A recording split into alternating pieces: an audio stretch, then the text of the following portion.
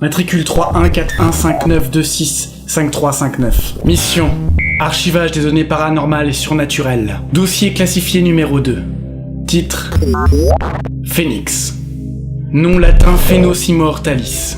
Source: oiseau légendaire doté d'une grande longévité, de 500 à 1000 ans, et caractérisé par son pouvoir de renaissance après consumation dans les flammes.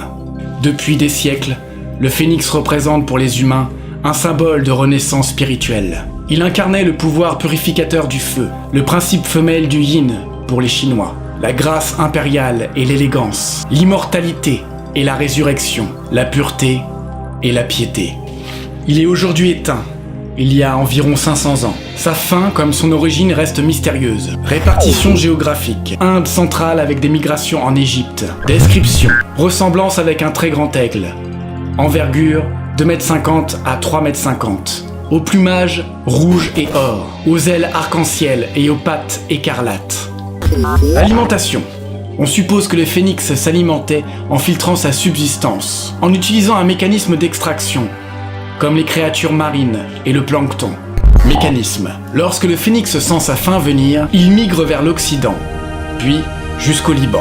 Rassemble des branches de cannelle, de myrrhe et d'épices afin d'ériger un bûcher. Il frotte alors son bec sur un silex pour s'immoler par le feu. Le jour suivant, une minuscule créature apparaît dans les braises, et quelques jours plus tard, il redevient l'oiseau qu'il était. Explication: il n'existe qu'un seul et unique phénix. La solution la plus vraisemblable, c'est qu'il se reproduit par parthénogenèse, action de fabriquer un œuf sans avoir été fécondé. Un phénomène courant chez les poulets. La progéniture ainsi obtenue est un clone identique à la créature d'origine. Et l'incinération favorise l'éclosion de l'œuf. Une sorte d'immortalité génétique. Historique: ce sont probablement les Chinois qui l'ont découvert en premier, l'appelant Fenwang. Les érudits de l'Antiquité apprirent son existence par les Égyptiens. Hésiode et Hérodote en parlaient dans leurs écrits.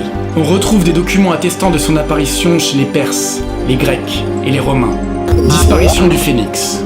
Les Européens lui portèrent le coup fatal. La surexploitation des épices et donc des bosquets d'arbres, dont dépendait la survie du phénix, n'était plus disponible. L'espèce ne pouvant ni s'adapter ni évoluer, car elle est réduite à un seul individu. On pense que le phénix aurait disparu vers la fin du XVIe siècle. Il n'y a donc plus aucune trace du phénix aujourd'hui. La créature a disparu. Dossier classifié.